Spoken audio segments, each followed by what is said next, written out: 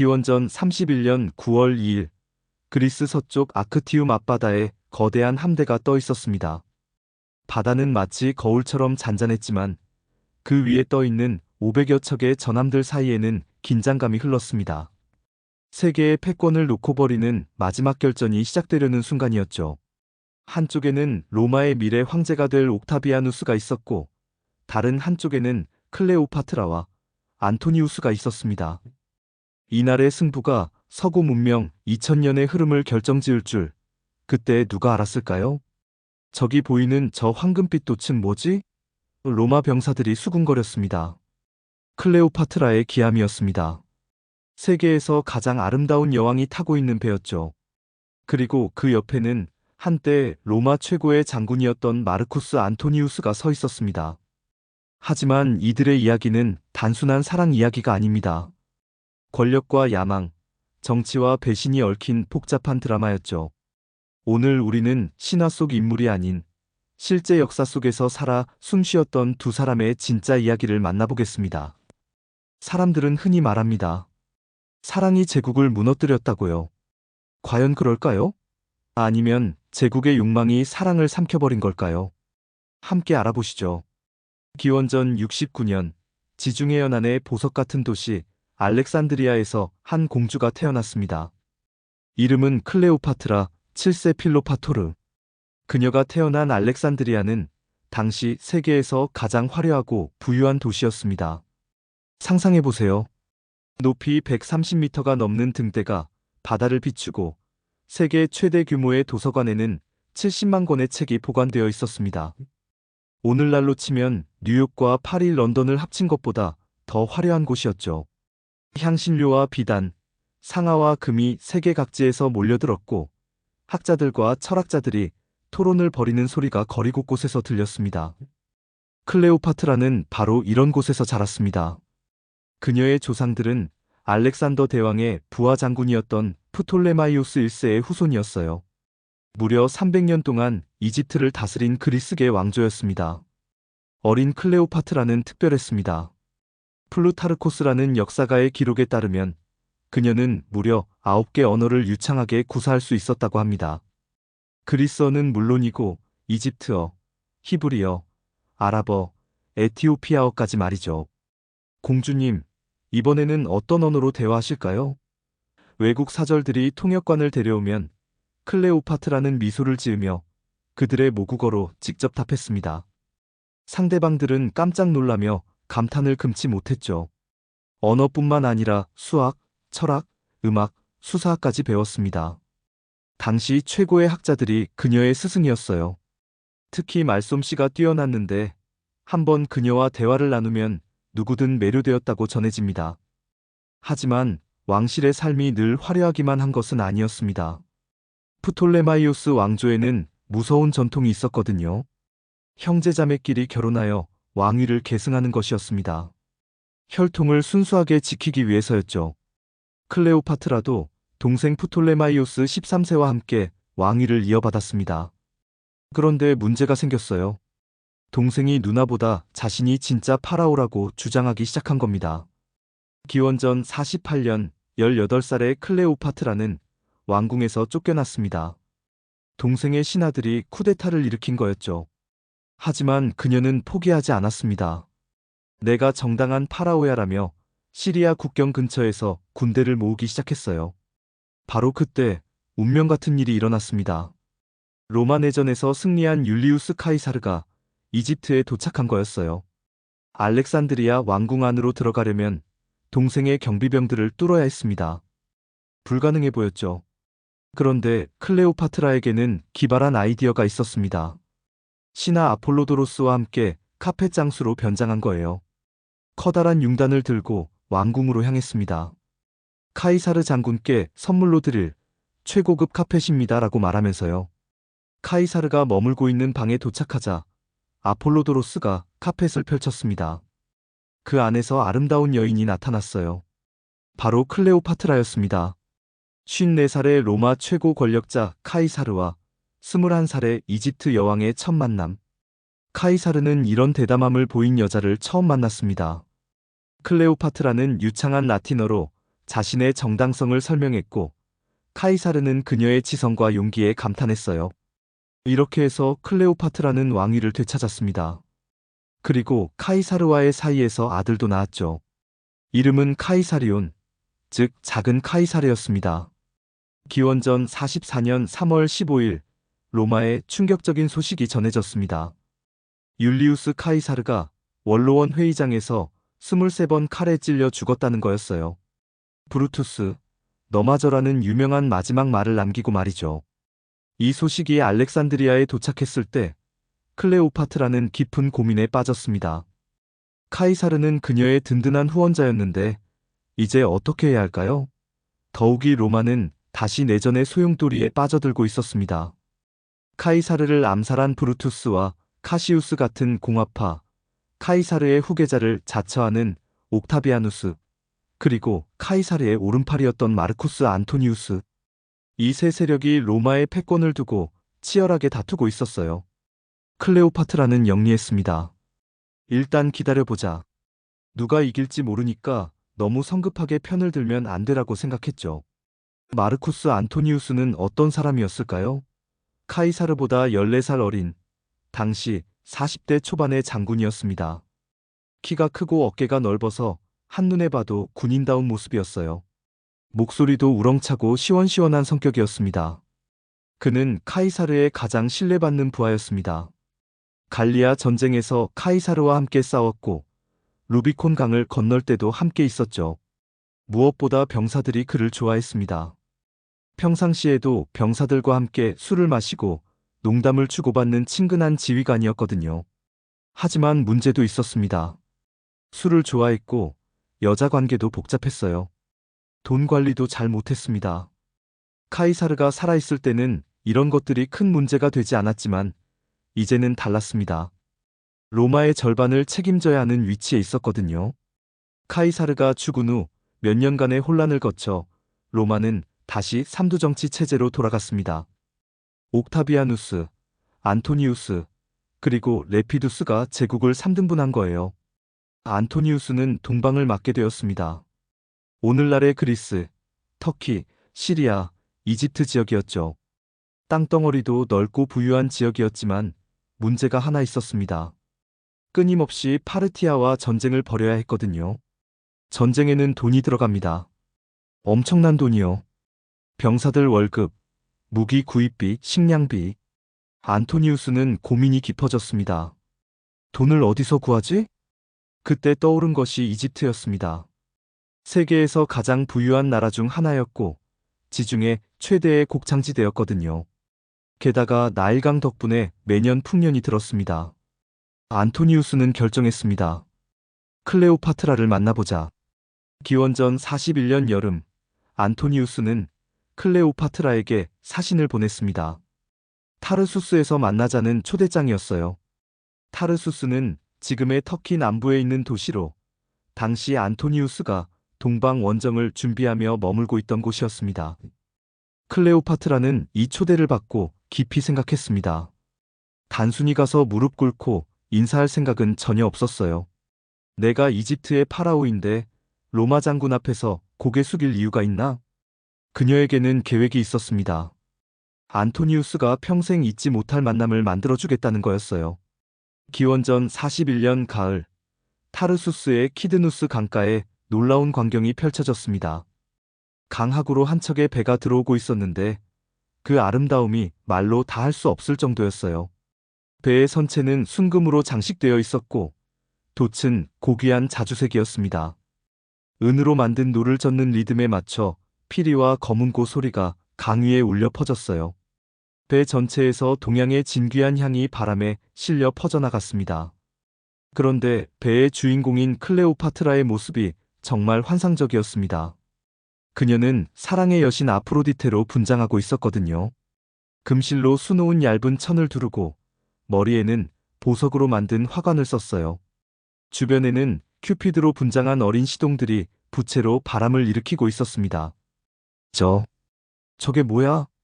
타르수스 시민들이 하나둘씩 강가로 몰려나오기 시작했습니다. 처음에는 몇 명이었는데 금세 수백 명, 수천 명이 되었어요. 안토니우스를 위해 준비된 환영 행사는 텅 비었습니다. 모든 사람이 클레오파트라의 배를 보러 강가로 달려간 거였어요. 안토니우스는 처음에는 약간 당황했습니다. 자신을 만나러 온 여왕이 이렇게 화려한 퍼포먼스를 벌일 줄은 몰랐거든요. 하지만 곧 호기심이 생겼습니다. 저 여자 보통이 아니구나. 클레오파트라가 왕궁에 도착했을 때 안토니우스는 일부러 기다리게 했습니다. 로마 장군의 위엄을 보여줘야지라고 생각한 거였어요. 하지만 클레오파트라는 전혀 초조해하지 않았습니다. 오히려 여유롭게 미소를 지으며 주변을 둘러보고 있었어요. 드디어 만남의 순간, 안토니우스는 위엄있게 앉아서 클레오파트라를 맞았습니다. 하지만 클레오파트라가 입을 열자 분위기가 완전히 바뀌었어요. 안토니우스 장군, 만나 뵙게 되어 영광입니다. 완벽한 라틴어였습니다. 게다가 목소리가 정말 아름다웠어요. 플루타르코스는 이렇게 기록했습니다. 그녀의 목소리는 여러 현이 어우러진 악기 같았다. 클레오파트라는 미모보다는 지성으로 승부했습니다. 안토니우스가 갈리아 전쟁 이야기를 하면 그녀는 알렉산더 대왕의 동방 원정에 대해 이야기했어요. 안토니우스가 로마의 정치 상황을 언급하면 클레오파트라는 이집트의 경제 정책을 설명했습니다. 장군님, 파르티아와의 전쟁을 준비하고 계시죠? 그런데 보급로는 어떻게 확보하실 건가요? 클레오파트라의 질문이었습니다. 안토니우스는 깜짝 놀랐습니다. 여왕이 군사 전략에 대해 이렇게 정확히 알고 있을 줄은 몰랐거든요. 이집트의 곡물과 이집트 상인들의 네트워크를 활용하시면 어떨까요? 우리에게는 지중해 동쪽의 모든 항구에 창고가 있어요. 클레오파트라가 제안했습니다. 안토니우스는 생각했습니다. 이 여자 정말 똑똑하구나. 그리고 내가 필요한 것을 정확히 알고 있어. 며칠 동안의 회의를 거쳐 안토니우스는 결정을 내렸습니다. 클레오파트라와 동맹을 맺는 것이었어요. 하지만 클레오파트라는 한 가지 조건을 걸었습니다. 장군님이 알렉산드리아로 오셔서 직접 보시고 결정하세요. 이집트가 어떤 나라인지, 제가 어떤 능력을 가진 여왕인지 말이에요. 안토니우스는 고민했습니다. 로마에서는 동방에 너무 오래 머물면 좋지 않다는 시선이 있었거든요. 하지만 호기심이 앞섰습니다. 세계에서 가장 부유하다는 알렉산드리아, 그리고 9개 언어를 구사한다는 신비로운 여왕이 궁금했어요. 좋다. 가보자. 안토니우스의 답이었습니다. 이렇게 해서 로마 최고의 장군과 이집트 최후의 파라오가 함께 알렉산드리아로 향했습니다. 두 사람 모두 이것이 단순한 정치적 동맹 이상의 의미를 갖게 될 줄은 아직 몰랐어요. 안토니우스가 알렉산드리아에 도착했을 때 그는 자신의 눈을 의심했습니다. 로마도 충분히 화려한 도시였지만 알렉산드리아는 차원이 달랐어요. 우선 파로스 등대가 그를 맞았습니다. 세계 7대 불가사의 중 하나인 이 등대는 낮에 봐도 장관이었지만 밤에는 정말 신비로웠어요. 거대한 거울로 햇빛을 반사시켜 50km 밖 바다까지 빛을 보낼 수 있었거든요. 도시 곳곳에는 대리석 기둥들이 서 있었고 거리는 반듯하게 격자로 나뉘어져 있었습니다. 오늘날의 뉴욕 맨해튼처럼 계획적으로 설계된 도시였어요. 무엇보다 놀라운 것은 무세이온, 즉 도서관이었습니다. 장군님, 우리 도서관을 구경해 보시겠어요? 클레오파트라가 안토니우스를 안내했습니다. 도서관에 들어서자 안토니우스는 말문이 막혔습니다. 끝없이 이어진 서가들, 그 안에 가득 찬 파피루스 두루마리들. 당시 세계 모든 지식이 여기에 모여 있었어요. 호메로스의 서사시 원본부터 시작해서 아르키메데스의 수학연구서, 히포크라테스의 의학서까지. 여기 있는 책이 몇 권이나 되죠? 안토니우스가 물었습니다. 70만 권 정도 됩니다. 세계 어디서든 배가 우리 항구에 도착하면 가지고 있는 모든 책을 복사해서 여기에 보관해요. 클레오파트라가 자랑스럽게 설명했습니다. 안토니우스는 감탄했습니다. 로마에도 책이 있었지만 이 정도 규모는 상상도 못했거든요. 정말 대단하군요. 이 모든 지식을 관리한다는 게 단순히 모으기만 하는 게 아니에요. 여기서 연구도 하고 새로운 발견도 합니다. 에라토스테네스가 지구의 둘레를 계산한 것도 바로 여기서였어요. 클레오파트라는 보통 여자가 아니었습니다. 학자들과 동등하게 대화할 수 있는 지식인이었어요. 클레오파트라는 안토니우스를 위해 매일 새로운 프로그램을 준비했습니다. 어떤 날은 나일강에서 보트 여행을 했고, 어떤 날은 피라미드를 구경했어요. 또 어떤 날은 궁정음악가들의 연주를 들으며 철학자들과 토론의 시간을 가졌습니다. 안토니우스가 가장 좋아한 것은 클레오파트라와의 대화였습니다. 그녀는 안토니우스가 말하는 로마의 정치 상황을 정확히 이해했고, 때로는 날카로운 통찰을 보여주기도 했어요. 장군님, 옥타비아누스는 어떤 사람인가요? 클레오파트라가 물었습니다. 글쎄요. 젊고 영리하죠. 카이사르의 양아들이라는 걸 끊임없이 강조하고요. 병사들보다는 원로원 의원들과 더 친한 것 같아요. 안토니우스가 답했습니다. 그럼 장군님과는 정반대 성향이군요. 위험한 상대일 수 있겠네요. 클레오파트라의 말에 안토니우스는 고개를 끄덕였습니다. 그녀의 정치적 감각이 예리하다는 걸 느꼈거든요. 겨울이 깊어갈수록 두 사람은 서로에게 깊이 매료되었습니다. 하지만 이것이 단순한 연애 감정만은 아니었어요. 서로에게 필요한 것을 정확히 주고받을 수 있는 완벽한 파트너라는 것을 깨달은 거였습니다. 안토니우스에게 클레오파트라는 믿을 수 있는 동맹이었습니다. 이집트의 풍부한 자원, 지중해 동쪽의 해상권, 그리고 무엇보다 똑똑한 조언자였어요. 클레오파트라에게 안토니우스는 든든한 보호자였습니다. 로마의 힘을 등에 업으면 이집트의 독립을 지킬 수 있었고, 주변 적들로부터 나라를 보호할 수 있었거든요. 두 사람은 함께 미래를 계획했습니다. 동방의 새로운 제국을 건설하는 꿈이었어요. 로마의 전통과 이집트의 문화가 어우러진 그런 나라 말입니다. 하지만 이들이 몰랐던 것이 하나 있었습니다. 멀리 로마에서 옥타비아누스가 이 모든 상황을 지켜보며 칼을 갈고 있다는 사실이었어요. 로마에서 옥타비아누스는 안토니우스의 소식을 듣고 있었습니다. 안토니우스가 이집트 여왕과 손을 잡았다고? 처음에는 단순한 정치적 동맹으로 생각했어요. 하지만 시간이 갈수록 심상치 않은 소문들이 들려왔습니다. 장군이 이집트에서 나오질 않는다더군요. 여왕과 함께 매일 연회를 벌인다던데요. 로마의 일은 뒷전이고 이집트 일만 신경 쓴다네요.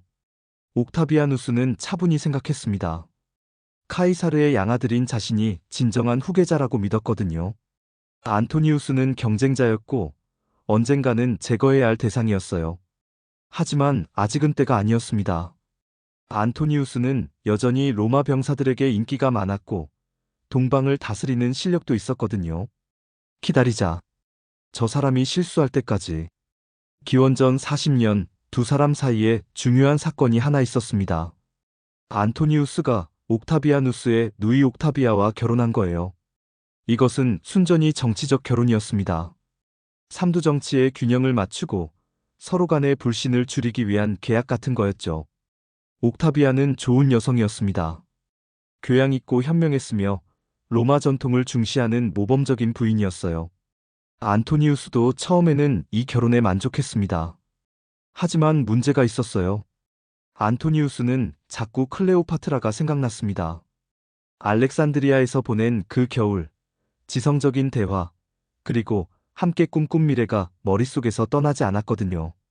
옥타비아와의 결혼 생활은 평범했습니다. 로마의 다른 귀족 부부들과 다를 바 없었어요. 하지만 안토니우스는 비범함을 경험해 본 사람이었습니다. 클레오파트라와 함께했던 그 지적인 자극, 그 창조적인 에너지를 그리워했어요.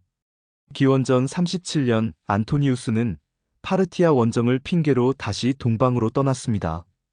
표면적으로는 로마의 명예를 되찾기 위한 군사작전이었지만 실제로는 클레오파트라를 다시 만나고 싶었던 거였어요. 시리아의 안티오크에서 제외한 두 사람. 4년 만의 만남이었지만 마치 어제 헤어진 것처럼 자연스러웠습니다. 클레오파트라는 더욱 아름다워졌고 안토니우스는 더욱 성숙해졌어요. 어떻게 지내셨어요, 장군님? 클레오파트라의 첫 인사였습니다. 당신 없는 로마는 너무 지루했습니다. 안토니우스의 솔직한 대답이었어요.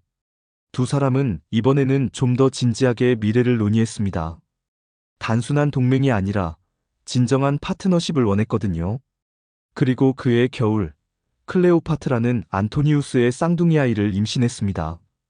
이 소식이 로마에 전해지자 분위기가 싸늘해졌습니다. 안토니우스가 이집트 여왕과 아이까지 낳았다니. 로마 시민들은 분노했어요. 특히 옥타비아의 처지를 동정하는 목소리가 높았습니다. 가엾은 옥타비아. 남편이 이집트에서 다른 여자와 살림을 차리다니. 옥타비아누스는 이 기회를 놓치지 않았습니다. 누이의 모욕을 명분으로 삼아 안토니우스를 비난하기 시작했어요. 안토니우스는 로마의 명예를 더럽혔다. 로마 장군으로서 자격이 없다. 하지만 아직 직접적인 대결로 나가지는 않았습니다. 때를 기다리고 있었거든요. 기원전 34년 클레오파트라와 안토니우스 사이에서 태어난 쌍둥이가 3살이 되었을 때 두 사람은 중대한 결정을 내렸습니다. 알렉산드리아에서 대규모 즉위식을 열기로 한 거예요. 이 행사에는 특별한 의미가 있었습니다. 클레오파트라와 카이사르 사이에서 태어난 카이사리온을 왕중왕으로 선포하고 안토니우스와 클레오파트라의 자녀들에게는 동방의 각 지역을 나누어 주기로 한 거였어요. 카이사리온은 진정한 카이사르의 아들이다. 안토니우스가 군중 앞에서 선언했습니다. 이 말은 곧 옥타비아누스에 대한 도전이었어요. 옥타비아누스는 카이사르의 양아들이었지만 카이사리온은 혈육이었거든요. 더 충격적인 것은 영토 분할이었습니다. 안토니우스는 자신의 권한으로 로마 동방 속주들을 클레오파트라의 자녀들에게 나누어 주었어요. 알렉산드로스 헬리오스에게는 아르메니아와 미디아를, 프톨레마이오스 필라델포스에게는 시리아와 킬리키아를, 클레오파트라 셀레네에게는 키레나이카를 주었습니다. 그리고 카이사리온에게는 이집트와 키프로스를 확인해 주었어요. 이 소식이 로마에 전해지자 로마인들은 경악했습니다. 로마의 영토를 이집트 여왕의 자식들에게 나누어 준다고? 안토니우스가 미쳤나? 사실 안토니우스 입장에서는 나름 합리적인 계산이었어요. 동방을 안정적으로 다스리려면 현지 세력과의 협력이 필요했고 클레오파트라의 자녀들을 각 지역의 통치자로 세우면 효율적일 거라고 생각한 거였거든요. 하지만 로마인들은 이렇게 생각하지 않았습니다. 로마가 피와 땀으로 얻은 땅을 외국 여자 자식들에게 선물로 준다니. 옥타비아누스는 이 순간을 기다렸습니다. 이제 안토니우스를 공격할 완벽한 명분이 생긴 거였어요. 동료 로마인들이여.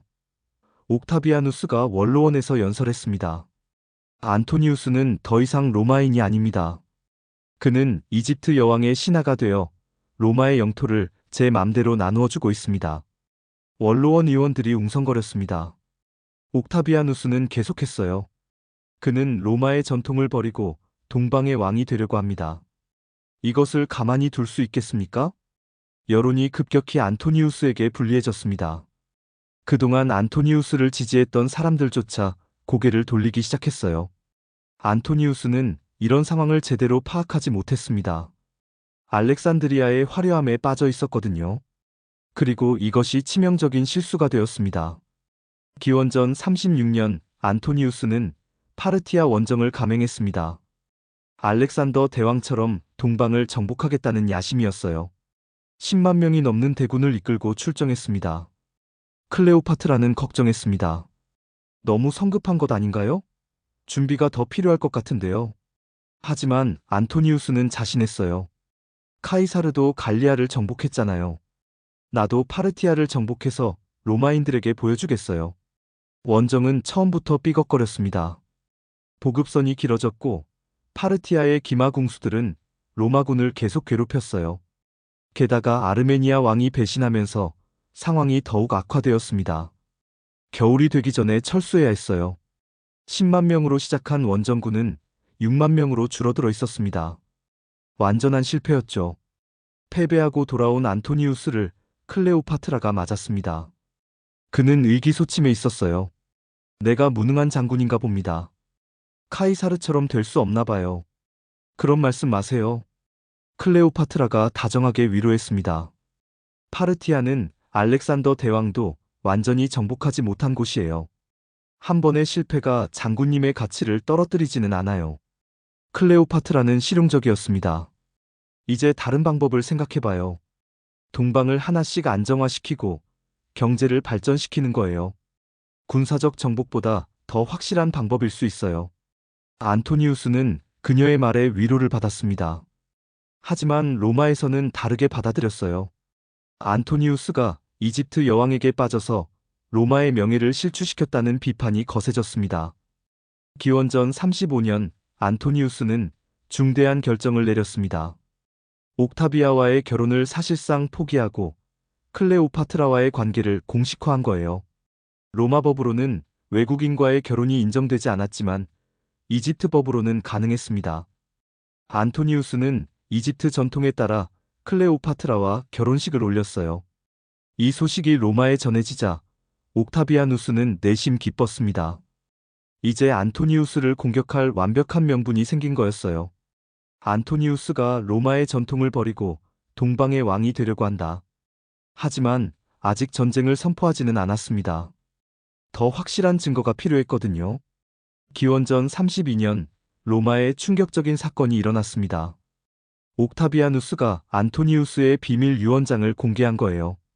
원래 유언장은 신성한 것이라 본인이 죽기 전에는 공개하면 안 되는 건데 옥타비아누스는 이를 무시했습니다. 긴급한 상황이다라는 명분으로 원로원에서 유언장을 읽어내려갔어요. 그 내용이 정말 충격적이었습니다.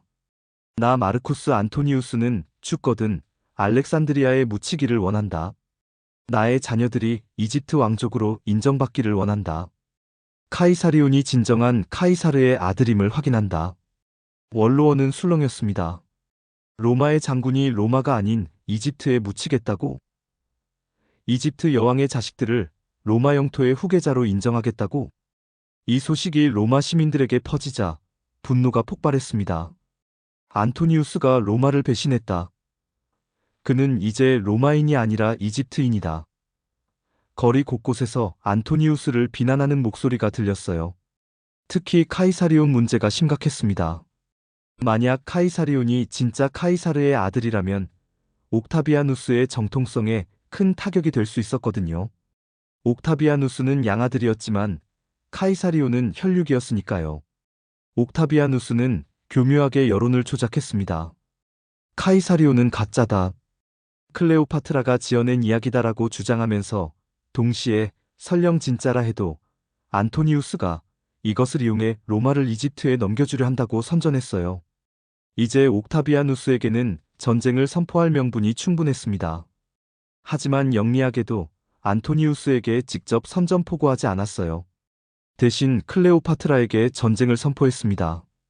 로마는 이집트 여왕 클레오파트라와 전쟁한다. 그녀가 로마의 장군을 유혹해 로마를 배신하게 만들었다. 이렇게 하면 안토니우스를 피해자로 만들 수도 있었고, 혹시 안토니우스가 마음을 바꿔 클레오파트라를 버리고 로마로 돌아올 가능성도 남겨둘 수 있었거든요. 하지만 안토니우스는 선택했습니다. 클레오파트라 편에 서기로 말이에요. 나는 클레오파트라와 함께하겠다. 로마가 우리와 싸우고 싶다면 싸우자.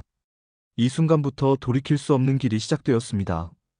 기원전 31년 봄, 양측은 본격적인 전쟁 준비에 들어갔습니다. 안토니우스와 클레오파트라는 그리스 서쪽 아크티움만에 진을 쳤어요. 바다를 통제하는 자가 승리할 것이라고 판단했거든요. 안토니우스의 함대는 정말 장관이었습니다. 500척의 전함 중에는 10층 갑판을 가진 거대한 배들도 있었어요. 클레오파트라의 기함은 순금으로 장식되어 있어서 햇빛에 반짝반짝 빛났습니다.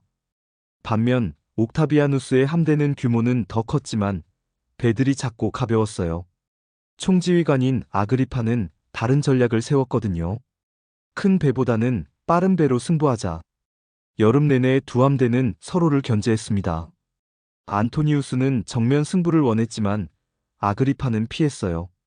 대신 보급선을 공격하는 전략을 썼습니다. 적의 보급로를 차단하라. 아그리파의 명령이었습니다. 로마의 작은 배들이 밤낮 없이 안토니우스 함대 주변을 맴돌며 보급선들을 공격했어요. 시간이 갈수록 안토니우스 진영은 어려워졌습니다. 식량이 부족해지고 병사들 사이에 질병이 돌기 시작했어요. 게다가 일부 동맹군들이 하나둘씩 떠나기 시작했습니다. 이대로는 안 되겠어요. 클레오파트라가 안토니우스에게 말했습니다. 결전을 서둘러야 할 것 같아요. 안토니우스도 동의했습니다.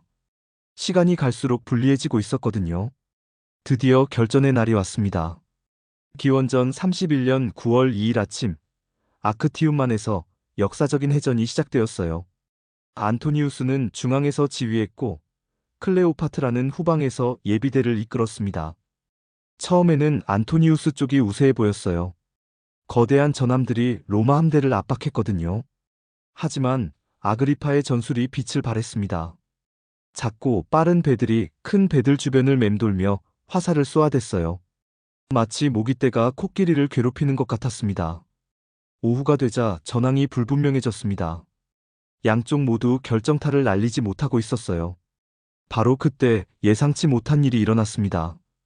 클레오파트라의 함대가 갑자기 전장을 이탈하기 시작한 거예요. 왜 그랬을까요? 여러 설이 있습니다. 겁이 나서 도망쳤다는 설, 바람이 바뀌어서 기회를 잡았다는 설, 아니면 애초에 안토니우스와 약속된 전략이었다는 설도 있어요. 가장 가능성 높은 것은 전략적 판단이었을 것 같습니다. 클레오파트라는 영리했거든요. 이 전투에서 이기기 어렵다고 판단했을 때 미래를 위해 함대를 보존하려 했을 수도 있어요. 안토니우스는 고민했습니다. 전장에 남아서 끝까지 싸울 것인가, 아니면 클레오파트라를 따라갈 것인가. 그는 사랑을 선택했습니다. 자신의 기함으로 클레오파트라를 뒤쫓아갔어요. 지휘관이 사라지자 안토니우스의 함대와 육군은 완전히 혼란에 빠졌습니다. 장군이 도망쳤다. 우리도 항복하자. 병사들이 하나둘씩 무기를 내려놓기 시작했어요. 며칠 뒤 안토니우스의 육군 지휘관들도 옥타비아누스에게 항복했습니다. 19개 군단, 1만 2천 명의 기병, 그리고 속주 총독들까지 모두 옥타비아누스 편으로 넘어갔어요. 안토니우스는 하루아침에 모든 것을 잃었습니다. 권력도 군대도 동맹도 말이에요. 이제 남은 것은 클레오파트라와 이집트뿐이었습니다. 아크티움에서 패배한 안토니우스와 클레오파트라는 알렉산드리아로 돌아왔습니다. 한때 그토록 화려했던 도시가 이제는 쓸쓸해 보였어요. 사람들은 불안해했고 궁정 신하들 중 일부는 벌써 도망갈 준비를 하고 있었습니다. 안토니우스는 깊은 우울감에 빠졌습니다. 내가 뭘 잘못한 걸까? 왜 이렇게 되었을까? 며칠 동안 방에서 나오지 않으며 혼자 있으려 했어요. 클레오파트라는 다 달랐습니다. 아직 끝난 게 아니에요. 우리에게는 이집트가 있잖아요. 그리고 옥타비아누스도 완벽하지 않아요. 기회는 또 올 거예요. 하지만 현실은 냉혹했습니다. 로마의 다른 동맹국들이 하나둘씩 옥타비아누스에게 붙고 있었어요. 헤로데 왕도 배신했고 시리아와 아시아의 총독들도 마찬가지였습니다. 클레오파트라는 포기하지 않았습니다. 여러 방법을 시도해봤어요. 우선 옥타비아누스와 협상을 시도했습니다. 비밀 사신을 보내서 이집트의 독립을 보장해주면 안토니우스를 포기하겠다고 제안했어요. 하지만 옥타비아누스는 거절했습니다. 클레오파트라는 너무 위험한 상대였거든요. 다음으로는 동방의 다른 세력들과 연합을 시도했습니다. 파르티아, 인도, 심지어 아라비아 부족들에게까지 사신을 보냈어요. 하지만 모두 소극적이었습니다. 로마의 힘이 너무 강했거든요. 마지막으로 이집트 내부의 결속을 다지려 했습니다. 클레오파트라는 알렉산드리아 시민들 앞에서 연설했어요. 우리는 300년 동안 자유로운 이집트를 지켜왔습니다. 이제 로마의 속주가 될 수는 없어요. 이 시기에 흥미로운 일이 하나 있었습니다. 안토니우스와 클레오파트라의 큰아들 안토니우스와 클레오파트라의 맏아들 카이사리온이 젊은이들의 동맹이라는 것을 만든 거예요. 17살의 카이사리온과 15살의 안틸루스가 중심이 되어 알렉산드리아의 젊은 귀족들을 모은 거였습니다. 우리가 이집트를 지키자는 의미였어요. 클레오파트라는 이 모습을 보며 희망을 가졌습니다. 아직 우리에게는 미래가 있어. 이 아이들이 자라면 다시 기회가 올 거야. 하지만 시간이 부족했습니다. 옥타비아누스의 군대가 이미 이집트로 향하고 있었거든요. 기원전 30년 여름, 옥타비아누스의 군대가 이집트 국경을 넘었습니다. 동쪽으로는 시리아에서, 서쪽으로는 키레나이카에서 동시에 침입해 왔어요. 이집트는 사방이 포위된 상황이었습니다. 클레오파트라와 안토니우스는 마지막 저항을 준비했습니다.